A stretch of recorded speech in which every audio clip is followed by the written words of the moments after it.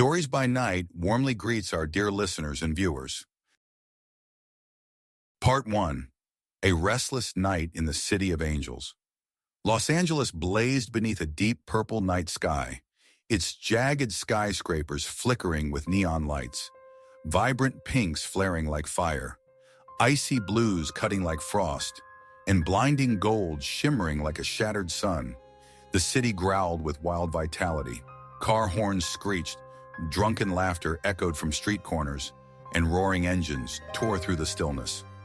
In a small apartment tucked on the edge of Echo Park, Claire Bennett sat curled in an old armchair, her fragile silhouette faintly etched against the scratched window pane. Behind her, the monotonous hum of an ancient refrigerator droned on, a steady pulse gnawing at the last scraps of patience she clung to. At 32, Claire felt like a withered tree in a desert, her spirit frayed, her body exhausted under the weight of a stifling, repetitive life that looped like a circle of hell. Wake up, work, eat, sleep, wake up again. The air in the tiny room hung thick and heavy, laced with the stale scent of cold morning coffee and a faint whiff of cheap perfume she'd hastily spritzed before leaving yesterday.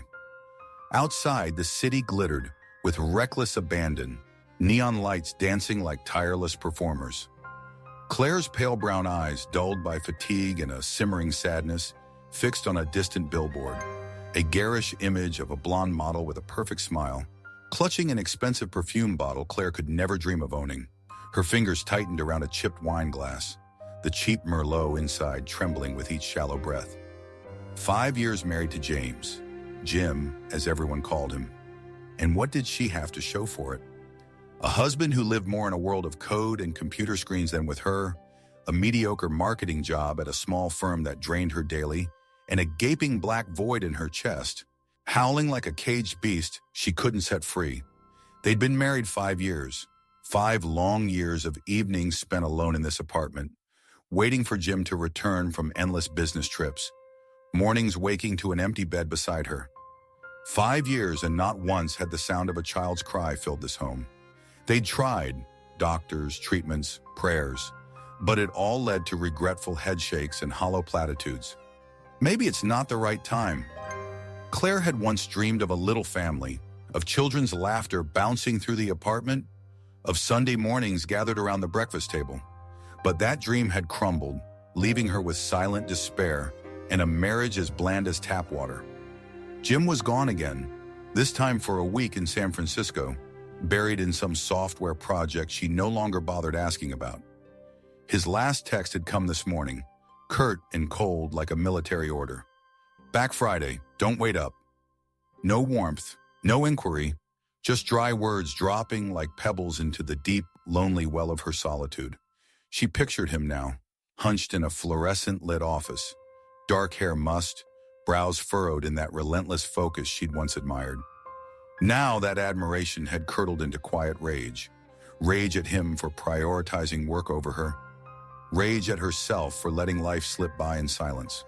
The wall clock ticked past 10 p.m., each steady beat mocking her stillness.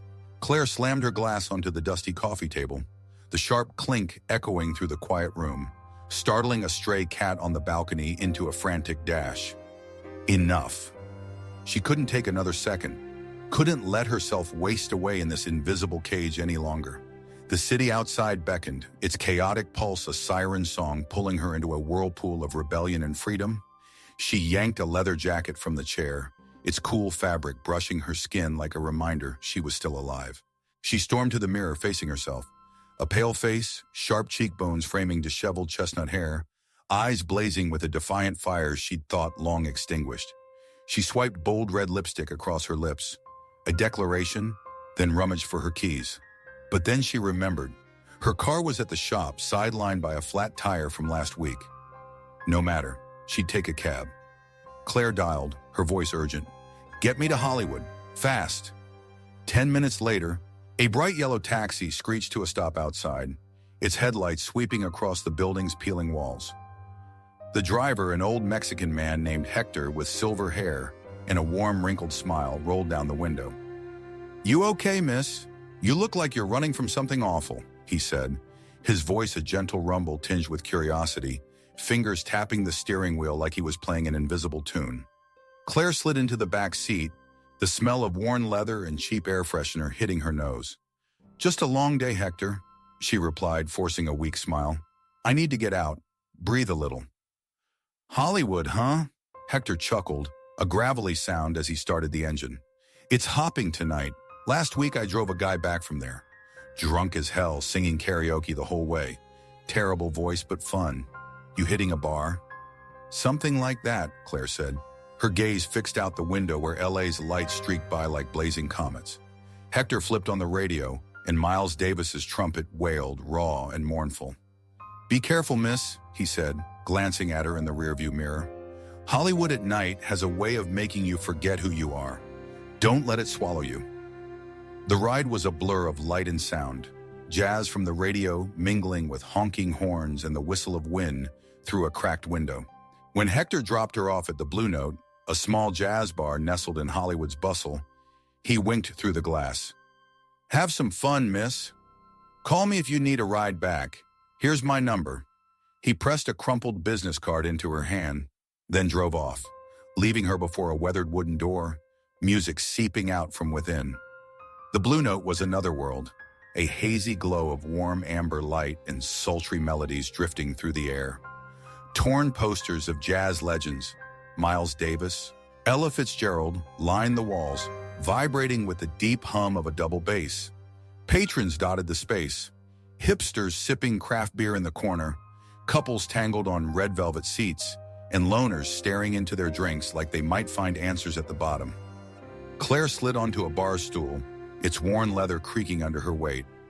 She ordered a neat bourbon, her voice hoarse with a thirst to escape reality. The bartender, a lanky guy with a hooked nose and bored eyes, set the glass down without a word. The first sip scorched her throat, a fierce heat spreading through her chest, unraveling the day's tight knots. She closed her eyes, letting the saxophone sweep her away, notes curling like wisps of smoke, seductive and dangerous. "Rough night?" A voice smooth as velvet with a sharp edge of mischief cut through her thoughts. Claire's eyes snapped open, meeting the gaze of a man 2 stools down.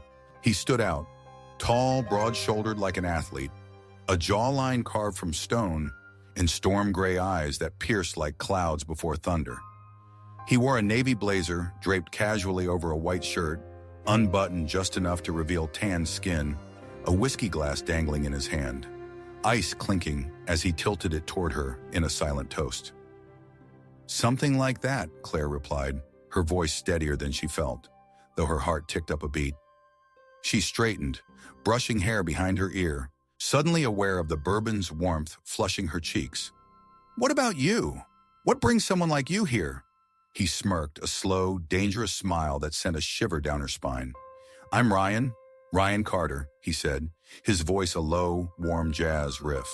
"I come for the music, and sometimes I need a place to escape myself. But I'll admit, the company tonight just made things more interesting." Claire laughed, a sharp, brittle sound that surprised even her. "Smooth," she shot back, tilting her head at him. "Does that line work often?" "Only when it's true," Ryan replied, his eyes locking onto hers with an intensity that threw her pulse off rhythm. He slid closer, closing the gap with a predator's grace, his scent, cedarwood with a metallic bite, hitting her like the air before a storm. He was older, maybe late 30s, his face etched with faint lines that spoke of experience, not weariness. There was a pull to him, a magnetic force she couldn't ignore, despite the warning bells screaming in her head.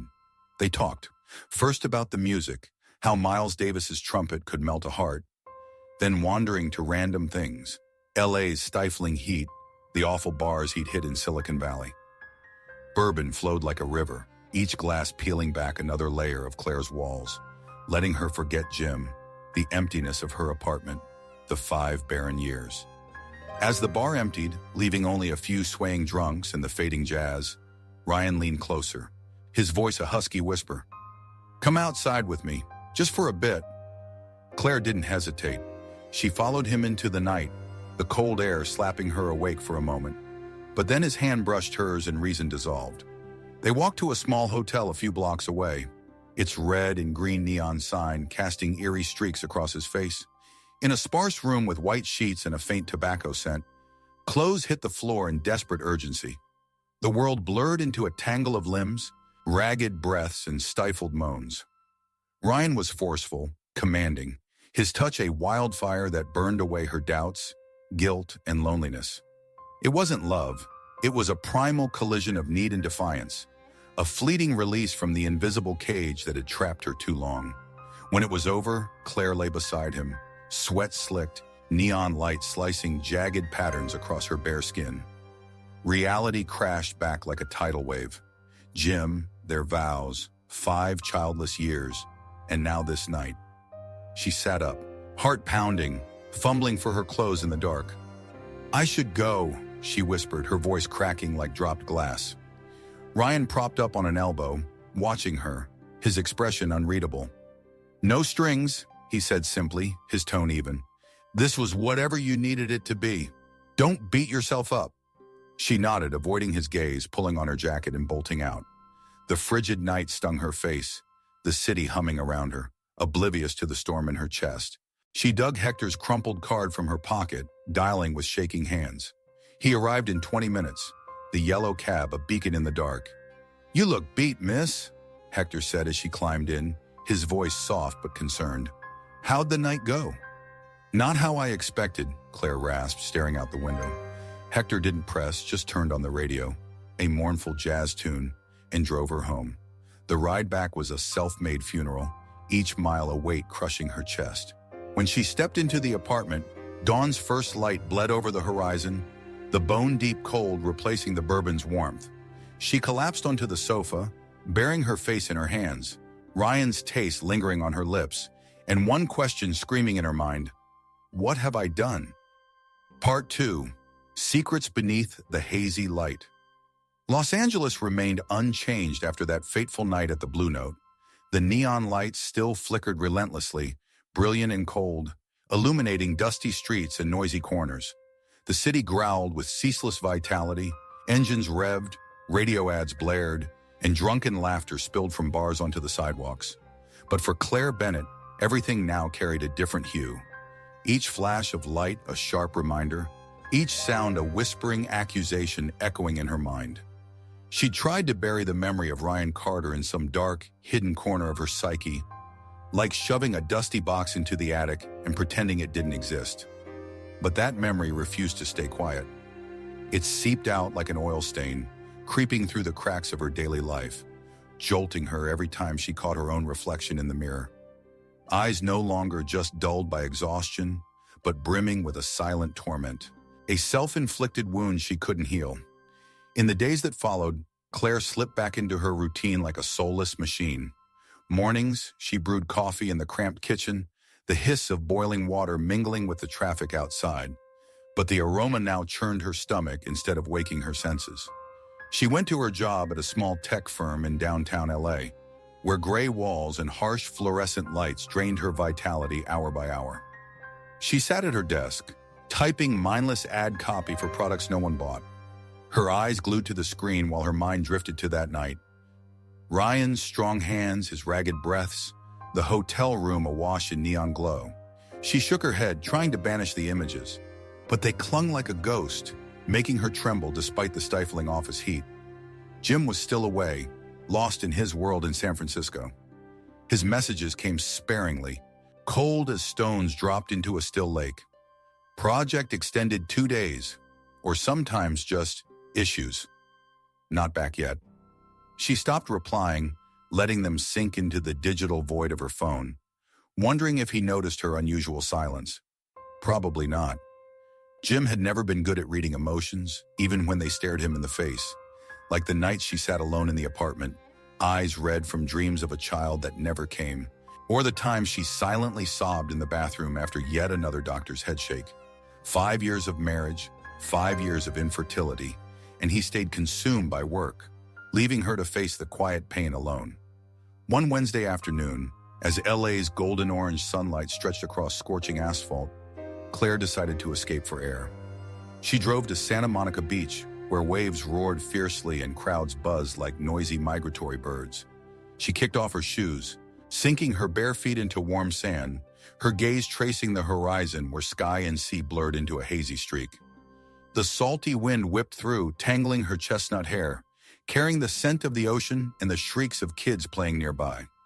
For a rare moment, she felt lighter, as if the sea could sweep away her guilt and sorrow. But then, like a sudden punch from underwater, her stomach lurched violently. She bolted to a nearby trash can, vomiting hard, her head spinning as if caught in a whirlwind. At first, she blamed stress, the suffocating job, Jim's distance, that night with Ryan. But when the nausea struck again the next morning, and the morning after that, a terrifying thought took root, chilling her like ice in midsummer. Claire drove to a small pharmacy on the outskirts, tucked between bodegas and laundromats. She pulled a baseball cap low over her face, hiding the pregnancy test under her jacket like a thief afraid of being caught. The cashier, an elderly woman with silver hair and sharp eyes, peered at her over thick glasses. "You okay, hon? You look like you've seen a ghost." Claire nodded hastily, her voice shaky. "I'm fine. Just need this." The woman smiled cryptically, handing her the bag. "Good luck, whatever the news." Claire left, heart pounding, the old woman's words ringing like a prophecy. Back home, she locked herself in the bathroom, the pale white light from the ceiling bulb casting her reflection as a ghostly figure in the mirror. She opened the test, her hands trembling so badly she nearly dropped it. When 2 red lines appeared, clear and stark, her heart skipped, then raced like it might burst from her chest. Pregnant. After 5 years of barrenness, countless disappointments with doctors' shrugs, nights weeping over a motherhood she thought impossible, she was pregnant. Joy erupted in her, bright and fierce like New Year's fireworks, only to be snuffed out instantly by a chilling question. Whose? Jim and she hadn't been intimate in months. He was always busy, always tired, always finding excuses to avoid her. Then the memory of Ryan flooded back like an unstoppable tide. His firm grip, his hot breath on her neck, the hotel room bathed in red and green neon. Panic seized her, hands clutching her head as she muttered, "No way! No way!" She hid the test at the bottom of the trash, burying it under wads of tissue as if she could bury the truth with it. But the truth didn't vanish. It clung to her, lurking in every dark corner of the apartment, whispering in her ear whenever she tried to close her eyes. She told herself she'd tell Jim when he got back, face him, but fear paralyzed her. What if he found out? If he left her? Or worse, if he stayed but looked at her like a stranger, with contempt and pain? Jim returned Friday night, dragging a dusty gray suitcase and a weary yawn. He looked gaunt, his gray-blue eyes dulled by sleep deprivation, dark hair mussed like he'd been through a storm. Claire stood at the kitchen door, gripping the cold countertop, forcing a stiff smile. "How was the trip?" she asked, her voice quavering despite her effort to sound casual, as she always did when he came home. "Same as always," Jim replied, slumping onto the sofa with a heavy sigh, not glancing her way. "Long, tiring, but done." He flicked on the TV, the blaring voice of a basketball commentator filling the stifling silence between them.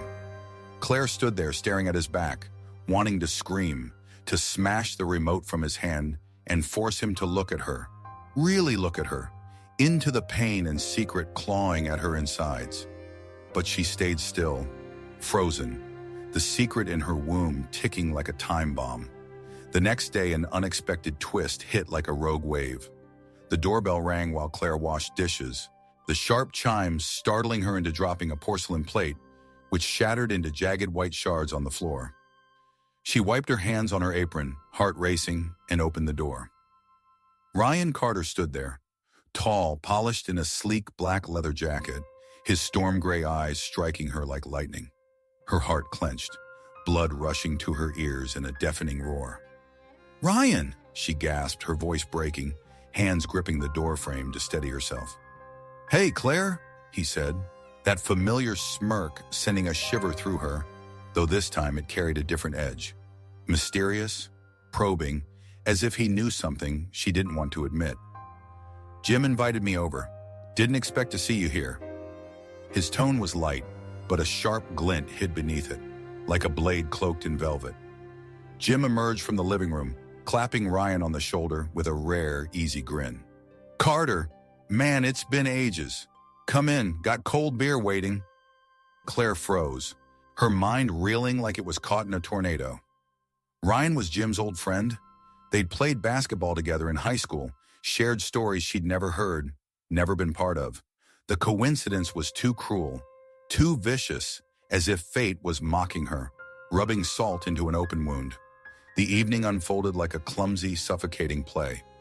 Ryan sat across from her at the dinner table, spinning tales of Silicon Valley, where he ran a startup as CEO, with a confident drawl, his eyes occasionally flicking to her, cold and searching like a predator's. Jim laughed, unusually relaxed, oblivious to the taut wire of tension between his wife and his old friend. Claire bit her lip until it hurt, trying to keep her hands from shaking as she poured more wine. But every word Ryan spoke, every raised brow, every tilt of his head, was a dagger sinking into her conscience. She wanted to scream, to run, but she was trapped in her own home, in her own secret. To break the stifling air, a new figure appeared. Lila Torres, the younger sister of Megan, Ryan's fiancée-to-be. Lila, 24, a free-spirited LA artist with vibrant purple hair and a bluntness that sometimes grated, arrived with Ryan, toting a cheap bottle of wine and a wide grin. "You're Claire, right?" she chirped, her voice ringing like a bell as she plunked the bottle on the table, sloshing Jim's drink. "Ryan wouldn't shut up about you on the way here. Said you're the type who makes everything more interesting." Claire shot Ryan a look, her heart pounding like a war drum. He shrugged, feigning innocence with a faint smile. "Just telling the truth." Lila, oblivious to the tension, chattered on like a bird. "I just finished a mural downtown in the Arts District. Huge, all reds and golds, like blood and fire. You've got to come see it." Claire nodded absently, forcing a calm facade. But inside, a tempest raged. Lila's innocence complicated things, yet added a vivid layer to the atmosphere, like a fresh breeze unknowingly stirring smoldering secrets. When Ryan and Lila left, Claire stood at the window, watching his sleek black sedan fade into the hazy streetlights. Jim had passed out on the sofa, his steady snores a reminder of the gulf between them. Not just physical, but emotional, spanning 5 barren years and lonely nights. She pressed a hand to her stomach, feeling a faint flutter, or was it her imagination? And fear surged like the tide, drowning her in darkness. The weeks that followed were a blur of tension and haze. Claire visited a doctor at a small Pasadena clinic, its antiseptic smell thick and its old speakers crackling with whole music. The doctor, a middle-aged woman with a tight bun and a clipped voice, confirmed, "You're 8 weeks along. Congratulations." Claire nodded, but her smile was rigid. 8 weeks, lining up perfectly with that night in the hotel with Ryan. She couldn't tell Jim, couldn't face him yet, but fate wouldn't let her hide forever. One evening, Jim came home early, surprising her with a bottle of wine and a rare smile that jolted her. "Got a few days off," he said, pulling her into a hug, his breath tinged with coffee and the sweat of a long day. "We should celebrate, Claire. I've missed you." For the first time in months, he looked at her, really looked, with a flicker of warmth in his gray-blue eyes. She forced a smile, but inside a storm churned. They ate dinner, a simple pasta with tomato sauce and red wine, under the dim glow of a candle she'd hastily lit. But midway through, Jim's tone shifted, serious, as he set his fork down with a soft clink. "You okay, Claire? You've been off lately. Anything you want to tell me?" His eyes, usually clouded by work, sharpened, as if he'd sensed something amiss. Claire swallowed hard, her hand trembling around her glass, a few red drops spilling onto the white tablecloth. "Jim, she faltered, her throat constricting, but he didn't let it slide. "Claire, talk," he pressed, leaning forward. "I'm not dumb. What's going on?" She took a deep breath, knowing this moment was inevitable. "I'm pregnant," she whispered, her voice shattering like glass on stone. Jim blinked, his face lighting up for a second. Pure, primal joy, a spark in the dark after 5 hopeless years. But then it faded, replaced by confusion. He stayed silent too long, then rasped, his voice thick. But I can't have kids, Claire. You know that. The doctor said so 3 years ago. The world tilted beneath her. She tried to forget, or buried it, the checkup 3 years back when Jim learned his sperm was nearly immobile. A blow that silenced him for weeks while she reassured him they didn't need kids to be happy. But now, the truth sliced through them both like a razor. Jim, she stammered, tears spilling uncontrollably, but he held up a hand, his face flushed with rage and pain. Who? He growled, eyes bloodshot and glistening, hands gripping the chair until his knuckles whitened. Claire, who did this? Tell me. She recoiled, her heart pounding like it might explode. I can't, she choked out between sobs. Not now. She turned, fleeing to the bedroom, locking the door behind her. Jim's fists hammered the wood, furious and desperate. Claire, open the door. We need to talk. But she didn't budge. She curled up on the bed, clutching her stomach, crying until exhaustion took her, tears soaking the pillow in dark, splotchy stains. Meanwhile, across L.A., Ryan Carter faced his own storm. Megan Torres, his pregnant fiancée, grew increasingly demanding of commitment. At 29, sharp and ambitious, she'd risen from a lowly assistant to stand by his side at his Silicon Valley startup. But her love for Ryan was one-sided. He stayed with her out of duty to their unborn child, not his heart. One night in his sleek West Hollywood apartment with floor-to-ceiling windows overlooking the city lights, Megan confronted him after Lila recounted the evening at Claire's.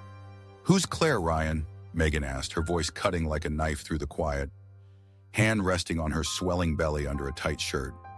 Lila said you wouldn't stop talking about her on the way back. What's between you two? Ryan shrugged, masking his turmoil with calm. She's Jim's wife, my high school buddy. That's it, he said, his tone even but unconvincing. Megan wasn't easily fooled. She slammed his phone onto the glass table, the clatter sharp, the screen lighting up with a photo Lila took at Claire's. Claire in the corner, eyes distant and secretive. Don't lie to me, Megan snapped, eyes narrowing like a cat ready to pounce. I'm not an idiot. What are you hiding? He sighed, rubbing his temples with long fingers. Megan, you're overreacting. It's nothing, he said, but a tiny doubt sprouted in his mind. That night with Claire, the drunken haze, the burning passion, and the way she'd avoided his gaze that evening at her place. He shook his head, telling himself it was imagination, but the seed of suspicion was planted, soon to sprout and upend his life. Claire didn't sleep that night. She lay in bed listening to Jim rummage in the living room, then the front door slam as he stormed out into the starting rain. She didn't know where he went, maybe a bar to drown in whiskey, maybe driving aimlessly to escape the pain. But the silence he left was more terrifying than his anger. She rose, opening the window, letting cold wind rush in to cool her burning face. The city outside still blazed, neon lights dancing as if oblivious to her agony. But they no longer lured her. They were just cold taunts now. She pressed a hand to her stomach, this time certain of a faint flutter, a life growing, innocent and unaware of its mother's mistakes. I'm sorry, she whispered, tears falling again, hot against her chilled skin. But sorry to whom? The baby? Jim? Herself? The question hung in the air, unanswered, only the steady patter of rain outside like a wordless dirge. Part 3. Facing the Truth. Los Angeles was no longer a city of dreams for Claire Bennett. The neon lights, once shimmering like promises, now flickered coldly like mocking eyes, illuminating the dark corners she'd tried to bury deep within her soul. The night Jim stormed out after their harrowing confrontation, the small Echo Park apartment became a silent prison, so stifling she felt the air thicken, choking every breath. Each tick of the wall clock hammered her mind, each shadow in the room a wordless accusation. She lay curled on the bed, hands clutching her stomach, feeling the faint flutters of the life growing inside. A miracle she and Jim had yearned for through 5 barren years. Now the root of chaos, a living secret she couldn't hide forever. She'd confessed a partial truth to Jim. I'm pregnant, but it's not yours. The words had torn from her like a self-inflicted stab, sharp and agonizing. But she couldn't bring herself to say Ryan Carter's name. Jim's eyes when he heard it, shattered with pain, blazing with fury, fragile as broken glass, told her he didn't need more details to understand. He'd slammed his hand on the table, shattering a wine glass into blood-red fragments, then stormed out into the starting rain, leaving her with the doors slam, echoing like a gunshot ending any lingering hope. She sat there motionless amid the wreckage of an unfinished dinner, tears streaming down her cheeks, mingling with the steady patter of rain on the roof, a mournful requiem. The next morning, Claire woke with swollen, red-rimmed eyes as if she'd cried a river, and a cold resolve ignited in her chest. She couldn't keep living in fear, waiting for Jim to return with judgment or farewell. She needed to confront Ryan, to know how he'd react to the possibility that this child was his, if only to quiet the screaming conscience within her. She rummaged through her phone. Finding his number, he'd left it carelessly when he visited with Lila, and sent a terse message, hands trembling so hard she nearly dropped the device. "Meet me at the cafe on Sunset, 10 a.m., urgent." She didn't wait for a reply, just threw on a coat, pulled a baseball cap low over her pale face, and bolted from the apartment like fleeing a nightmare. The small cafe on Sunset Boulevard was a quiet oasis amid LA's relentless rush. Its white walls, stained with time, carried the rich scent of roasted coffee and the hum of patrons, songwriters tapping laptops, housewives chatting about schools, created a space both warm and alien. Claire picked a secluded table in the corner by a window overlooking the bustling street, clutching a cold latte until the steam had long faded. She glanced at the wall clock, its slow ticking minutes torturing her, until the door chimed and Ryan walked in. He wasn't the charming, confident man she'd met at the Blue Note. Today's Ryan Carter looked weary, gaunt, with dark circles under his stormy eyes and hair tousled like it had been whipped by a gale. He wore a wrinkled gray shirt, collar loose, and when his gaze met hers, a complex spark flashed, surprise mixed with suspicion and a hint of something like fear. He approached, sitting across from her, the wooden chair creaking under his weight. "Claire," he said, his voice low but stripped of its old seductive polish, replaced by taut caution. "What's this about? Your text unnerved me." She took a deep breath, nails digging into her palms, leaving tiny red crescents. "I'm pregnant, Ryan," she said bluntly, no preamble, her voice sharp but quivering at the end, as if she feared her own words. 8 weeks. And I think it might be yours." The air between them grew heavy as lead, so thick she struggled to breathe. Ryan blinked, his face freezing like stone, then let out a dry, humorless laugh that rang like breaking glass in the cafe's stillness. "You think what?" he rasped, rubbing his face as if to banish a nightmare. "That I'm the careless type? Claire, that night..." He paused, glancing out the window as a loud truck rumbled past, then turned back, eyes narrowing. "I'm not denying what happened, but are you sure? I'm not the only guy in your life, right?" His words slapped her, sharp and cruel. Claire clenched her jaw, tears threatening, but held back by her last shred of strength. "I haven't slept with anyone but you and Jim in months," she shot back, her voice icy yet trembling with rage. "And Jim, he can't have kids. I've checked the timing, Ryan. It lines up with that night. The hotel, the night you said no strings." Ryan went silent, his stormy eyes staring into the void between them, as if seeking an escape from the mess. She could see the gears in his mind spinning, calculating, doubting, panicking. "Damn it," he finally whispered, his voice hoarse and strained. "Megan's pregnant with my kid. We're getting married. You know that, right?" "I know," Claire replied, her tone steely though her heart was breaking. "But that doesn't change the facts. I'm not here to demand anything from you, Ryan. I just need to know what you think, what you'll do. Because I can't keep carrying the secret alone." He leaned back, exhaling heavily, his breath a faint mist in the cafe's cool air. "I don't know, Claire," he said, his voice low and weary. "I need time. This isn't simple. You, me, Jim, Megan. It's all a damn tangled mess." He stood, giving her one last unreadable look, as if wanting to say more but unable to. "Don't call me. I'll reach out when I've figured it out." Then he turned and left, leaving her alone with her cold latte and a heart in pieces. Driving home, Claire moved like a hollow shell, the radio blaring loud enough to drown the screaming thoughts in her head. Rock music roared from the speakers, but she heard nothing. Only Ryan's voice echoing, "I need time." As she turned onto her street, she saw Jim's sleek black SUV parked there, silent like a warning in the now stilled rain. She took a deep breath, stepped inside, bracing for another battle, but the scene wasn't what she'd expected. Jim sat on the sofa, head buried in his hands, an empty whiskey bottle rolling on the hardwood floor, the stench of liquor mixing with sweat and a faint whiff of smoke from his jacket. Beside him, a half-burned cigarette sent thin white tendrils curling into the air. He looked up as she entered, his gray-blue eyes bloodshot like he'd been crying, his face pale as if he'd walked out of hell. "Claire," he said, his voice rough with booze and emotion, "I couldn't sleep all night. I drove around, thinking about you, about us, about that baby." She stood still, clutching her purse strap, afraid to breathe, afraid to meet his gaze.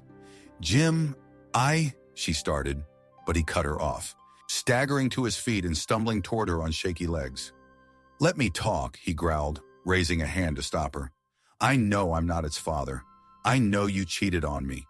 I know we've tried for 5 years to have a kid and failed, and I know that baby can't be some miracle between us. But I can't leave you, Claire. I can't." His voice broke, tears streaming down his cheeks. A Jim she'd never seen, raw and vulnerable. No longer the stoic man hiding behind computer screens. "I love you. As stupid as that might be, as much as it tears me apart, I still love you." Her legs trembled, tears spilling hot against her cold skin. "Jim, I don't deserve you," she whispered, choking on sobs. "I messed up.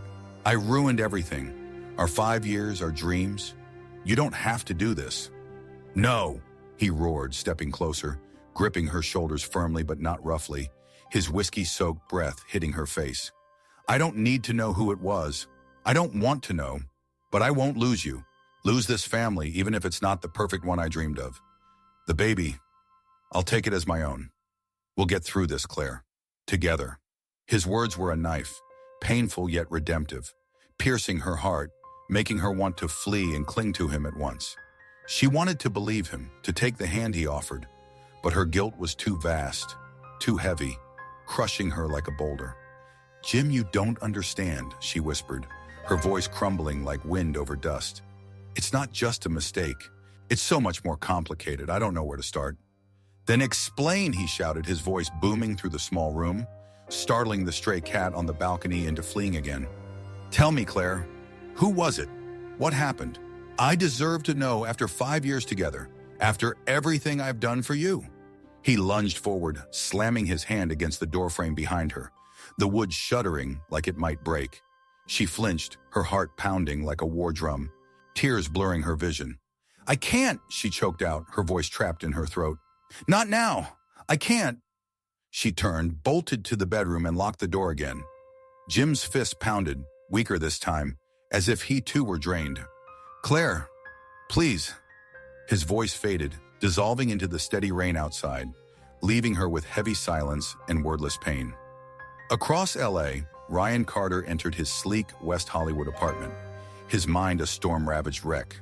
The place, with its vast glass windows overlooking the city lights, felt cold and empty despite its luxury.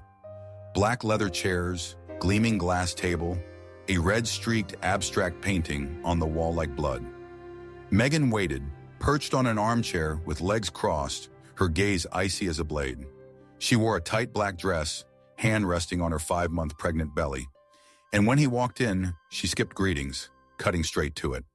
"Where were you all morning, Ryan?" Her voice was calm, but a tempest brewed beneath.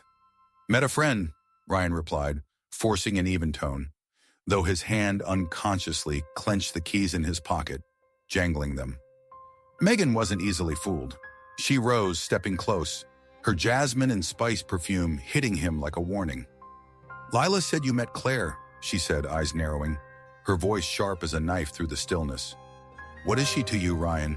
Don't lie. I saw how you looked at her that night at her place. What's between you?" Ryan sighed, knowing he couldn't dodge forever. "Megan, this doesn't concern you," he said, his voice low but unconvincing. "It's private, between me and Claire." Doesn't concern me? Megan laughed, a brittle sound like glass shattering on stone. I'm carrying your child. We're getting married and you say this doesn't concern me? Do you think I'm that stupid?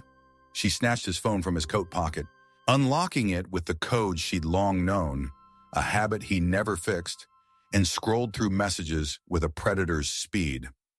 When she saw Claire's text, "Meet me at the cafe on Sunset," her face paled, then flushed with fury, her hand trembling so hard she nearly dropped the phone. "What's going on, Ryan?" she roared, hurling the phone onto the glass table with a small explosion of sound. "Is she pregnant? Is it yours?" Ryan stayed silent, neither denying nor confirming, his eyes blank as if staring into an endless void. His silence was the clearest answer, sharper than any words. Megan stepped back, cradling her belly as if shielding her child from this horrific truth, tears spilling but unwiped. "God," she whispered, her voice breaking, "you slept with her. You betrayed me and my baby." "Megan, listen," he started, stepping toward her, but she cut him off with an enraged scream that rattled the apartment's vast windows. "No, I don't want to hear it," she yelled, tears streaming, her trembling fists pounding his chest, weak but desperate. "You want to ruin my life, my child's life, for some whore?" Ryan grabbed her wrists, holding firm, but his eyes were lifeless, as if he'd been drained by the chaos he'd wrought. "I don't want to ruin anything," he said, his voice low and weary, almost a whisper. "But I don't know what to do. I need time, Megan. Time." Megan laughed bitterly, yanking her hands free, her voice quaking with pain and contempt. "You don't get time, Ryan. I won't let you make a fool of me. I'll raise my kid alone, without you, without your fake love." She stormed to the bedroom, dragged a suitcase from under the bed, threw clothes in with furious motions, and slammed the door behind her, leaving him alone in the frigid apartment. Ryan didn't follow. He stood motionless, staring out the window where West Hollywood's neon lights flickered like ceaseless taunts. He'd lost control, lost Megan, lost Claire, maybe even himself. The whiskey bottle on the table beckoned, but he didn't touch it. For the first time in years, he didn't want to escape. Back in Echo Park, Claire couldn't bear the apartment's confinement another second. The rain outside had stopped, but the air inside remained heavy, suffocating, like it was strangling her. She stood, grabbed a sheet of paper from the desk, and scribbled a shaky note for Jim. "I need space. Don't look for me. I'm sorry." She packed a few clothes into a faded blue suitcase, a habit from days traveling with Jim, then dragged it to the door. She didn't know where she'd go, only that she had to leave. Leave Jim, leave Ryan, leave the judging eyes and accusations tightening around her. She stepped outside, the rain gone, leaving puddles glinting under streetlights. She called Hector, the old taxi driver from that fateful night, her voice hoarse over the phone. "Hector, I need to go. Get me out of LA." He arrived in 15 minutes, his bright yellow cab pulling up, headlights cutting through the dark. "Miss, you look like you're fleeing hell itself," Hector said as she climbed in, his voice warm but worried. "Where to?" "I don't know," Claire replied, eyes fixed out the window as LA's neon faded. "Just take me far away." Hector nodded, asked no more, turned on the radio, a mournful jazz tune, and drove north, leaving the city behind like a distant memory. But Jim wouldn't let her go so easily. Returning from a dive bar downtown, reeking of whiskey with bloodshot eyes, he found her note on the table. He frantically called, but she didn't answer. Her phone was off, silent in her purse. He bolted to his car, threw himself into the driver's seat, started the black SUV with an angry roar, and sped north on a gut hunch. Portland, where Claire once said she'd escape everything in happier days of dreaming together. He didn't know if he'd find her, but he couldn't lose her. Not now, not after 5 years, not after all he'd sacrificed. The story's climax didn't end here. Claire, Jim, Ryan, and Megan each stood at their own crossroads, each facing a choice that would shape their futures. The secret had exploded like a bomb, but its fallout hung in the air, awaiting an ending no one could predict. Part 4. A New Light. Claire Bennett drove through the pitch-black night, the headlights of the rickety sedan slicing through the silent roads leading away from Los Angeles. The city of angels faded in her rearview mirror, its vibrant neon lights dissolving into faint specks before vanishing into the darkness. The air outside was crisp, tinged with the scent of scorched dry grass and damp asphalt after the rain, a stark contrast to LA's stifling heat and chaotic noise. Hector, the old taxi driver, had dropped her at a small roadside rest stop a few miles from the city, where she rented the aging car from a yawning clerk with disheveled hair. "Wherever you're going, go quick, miss," Hector said as she stepped out of his cab, his voice warm but laced with concern. "It's cold tonight. Don't get lost." She nodded, saying nothing, just gripping the rental keys tighter, the cold metal biting into her palm. "Thanks, Hector," she whispered, her voice hoarse from too many tears, then climbed into the car and started the grumbling engine, a beast reluctantly stirring to life. She had no clear destination, only a desperate need to escape, to breathe, to rediscover herself amid the wreckage of the life she'd demolished with her own hands. The dashboard clock ticked past 2 a.m. as she crossed the state line into Oregon, towering pine forests looming hazily in the headlights like silent specters watching her pass. Her mind was a fog as thick as the mist enveloping the car, haunted by flickering images of Jim, his bloodshot eyes brimming with pain, his broken voice pleading, and Ryan, his cold stare, his ruthless silence, stabbing at her like invisible knives. She turned on the radio, a jarring pop song blaring through the crackling speakers, but it only grated on her nerves. She switched it off, letting heavy silence become her companion, broken only by the steady hum of tires on the road and the whistle of wind through a cracked window. Her hand drifted to her stomach, feeling a faint flutter. The baby, an innocent life caught in the storm she'd unleashed after 5 barren years with Jim. "Mommy's going to be okay," she murmured, her voice trembling, unsure if she was reassuring the child or herself, tears rolling hot and bitter down her cheeks. She stopped at a tiny gas station in the middle of Oregon, its flickering fluorescent lights casting a pale glow on her wan face in the rearview mirror. Outside, a cold wind rustled the nearby pines, whispering the night's secrets. She stepped into the convenience store, buying a bottle of water and a chocolate bar from a young clerk with blonde hair tied high and sleepy eyes. "Chilly night," the girl said, yawning as she handed over the bag. "You headed far?" Claire gave a vague nod, no words paid, and returned to the car, but she couldn't eat. Her stomach churned with guilt and anxiety, gripped by an unseen hand. As the first light of dawn broke in the east, painting the sky a blazing orange streaked with ash gray, Portland emerged before her, a peaceful city shrouded in thin mist, its steel bridges arching proudly over the Willamette River, its cobblestone streets mossy and green. She drove through quiet neighborhoods where white-painted wooden houses nestled among fiery red maples, pulling up at a small motel on the outskirts. A weathered wooden sign reading River Rest Motel swayed creakily in the breeze. She paid cash to a wrinkled innkeeper with a gentle voice. "Room 12, end of the hall." "Rest up, you look exhausted." Claire nodded, dragging her suitcase into the simple room, its white walls patchy and the air tinged with the faint scent of old wood. She collapsed onto the stiff bed, springs squeaking under her weight, her eyes stinging from sleeplessness and too many tears. But sleep didn't come. Instead, she lay there staring at the water-stained ceiling, her mind drifting to what she'd left behind.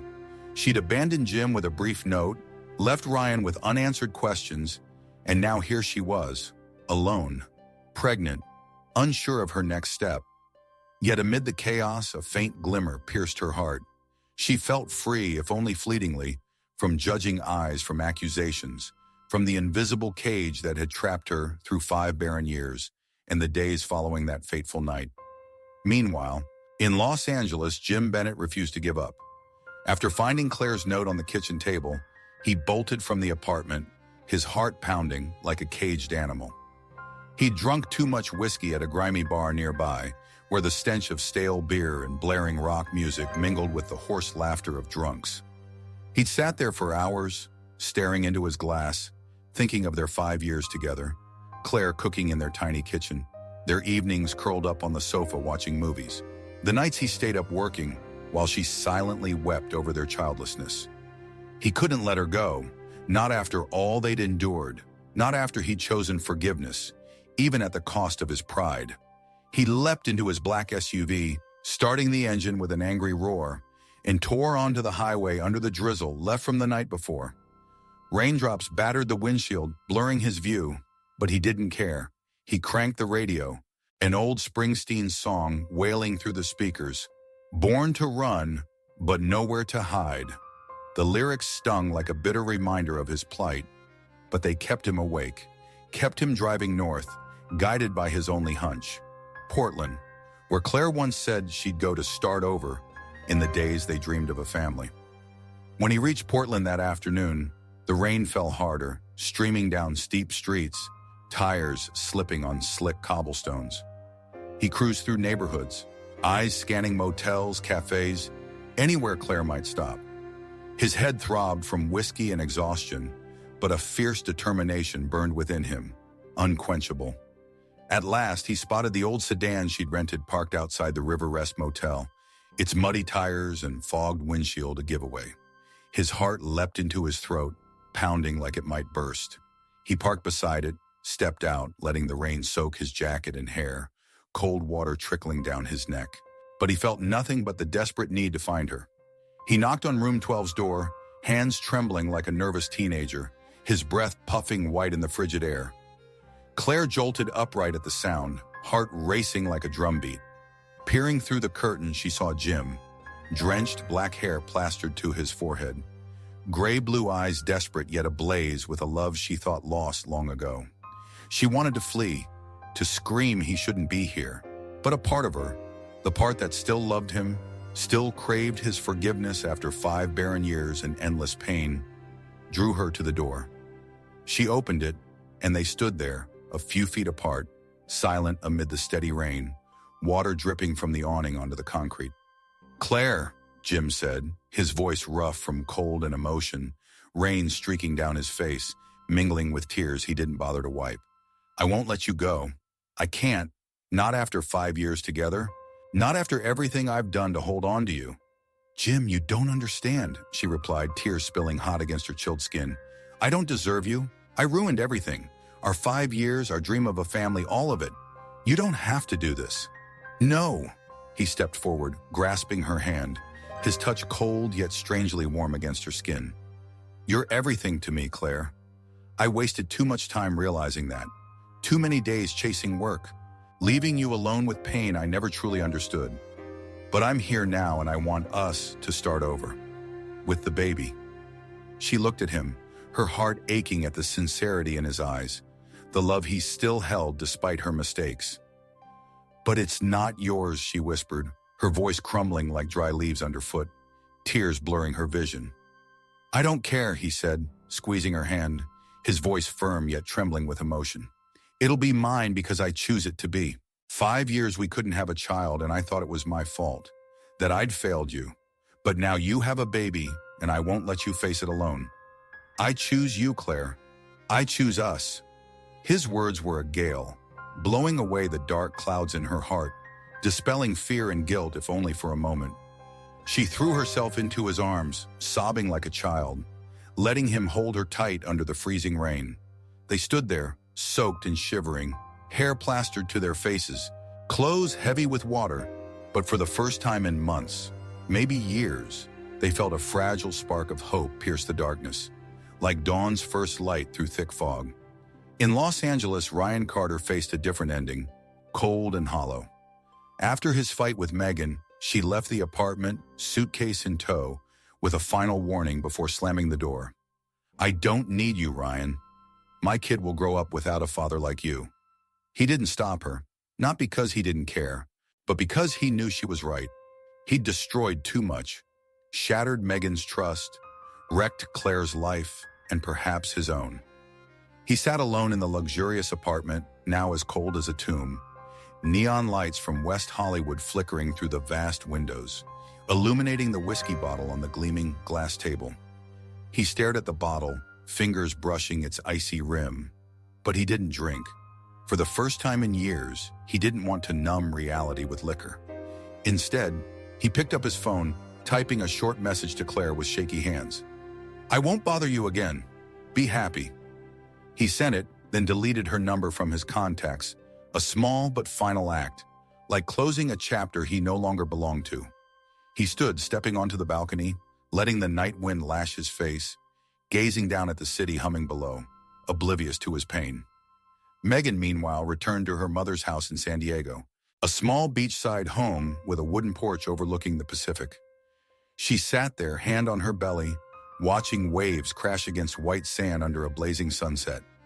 She cried, for Ryan, for broken dreams, for the child who'd grow up fatherless. But then she wiped her tears, stood, and went inside, planning a future for just her and her baby. "Mommy will be strong for you," she whispered to the life within her, her voice trembling but resolute. She'd make it. She had to. Months later, Claire and Jim settled in Portland, leaving Los Angeles and its cold neon behind forever. They bought a little house near the Willamette River, surrounded by a white picket fence and a wildflower garden. The baby's room was painted a soft blue, with a wooden crib Jim crafted himself, a gift he spent weeks perfecting, hands scratched but eyes alight with a joy Claire hadn't seen in their 5 barren years. Claire, now rounded with the nearing birth, sat in the old armchair in the living room, watching Jim assemble the last pieces, a small bookshelf and a star-shaped nightlight.